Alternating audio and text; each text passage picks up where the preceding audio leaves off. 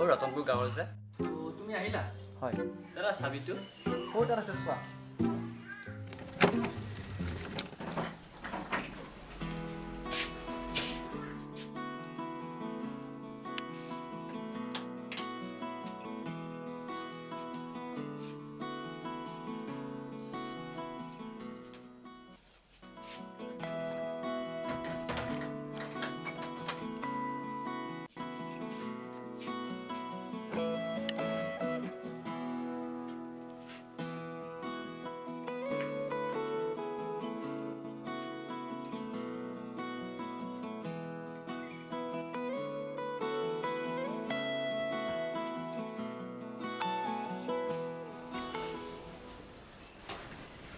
Hello' মা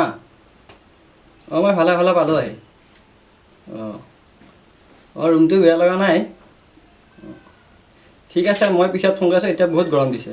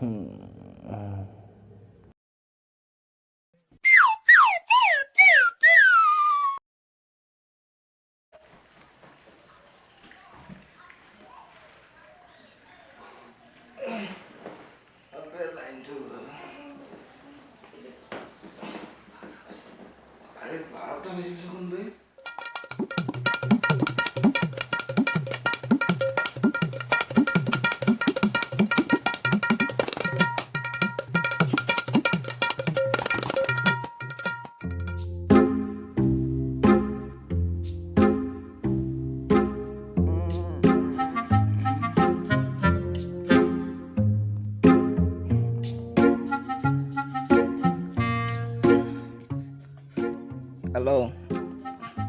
morning এই উঠিলোঁ জাষ্ট নাই কালি খোৱাত অলপ দেৰি হ'ল নাই কাম এটা আছিলে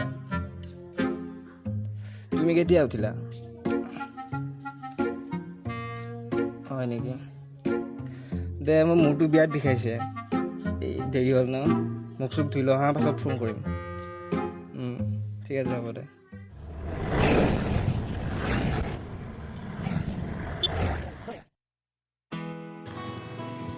হেল্ল' জিৎ ভাই ক'ত ওলাই আছোন অলপ বাটৰ ফালে মই তহঁতৰ ঘৰৰ বাটত আছোঁ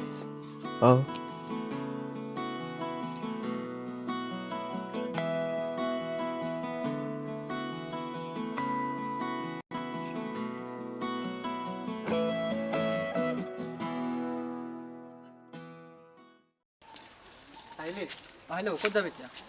ক'ত যাবি আৰু এনেই অলপ আড্ডা দিয়া হ'ব ব'ল যাওঁ আগৰ ফালে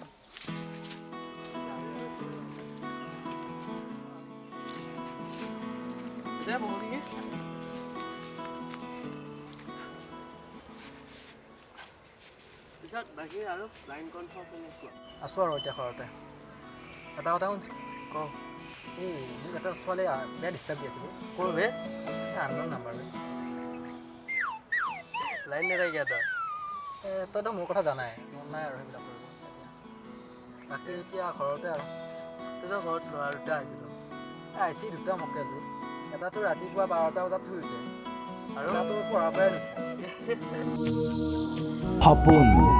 বিভিন্নজনৰ বিভিন্ন সপোনৰ কাহিনী লৈ আমি আগবাঢ়িছোঁ আপোনালোকৰ মাজলৈ ইউটিউবৰ যোগেদি বন্ধুসকল আমাৰ সপোন নামৰ ধাৰাবাহিকখনৰ প্ৰথমটি খণ্ড যদি আপোনালোকৰ ভাল লাগিল তেতিয়াহ'লে আমাৰ ভিডিঅ'সমূহ লাইক কৰিব কমেণ্ট কৰিব শ্বেয়াৰ কৰিব যদি আপুনি আমাৰ ভিডিঅ'সমূহ আগলৈ চাই থাকিব বিচাৰে তেতিয়াহ'লে অনুগ্ৰহ কৰি আমাৰ চেনেলটো ছাবস্ক্ৰাইব কৰিব আৰু কাষত থকা ঘণ্টা বটনটো দবাই দিব বন্ধুসকল ঘণ্টা বটনটো দবালে আপুনি আমাৰ ভিডিঅ'ৰ নটিফিকেশ্যনসমূহ পাই থাকিব। নৱ শিল্পীৰ সমাহাৰে আপোনালোকৰ মাজলৈ সপোন নামৰ ধাৰাবাহিকখনৰ দ্বিতীয়টি খণ্ড আহি আছে, অপেক্ষা কৰক।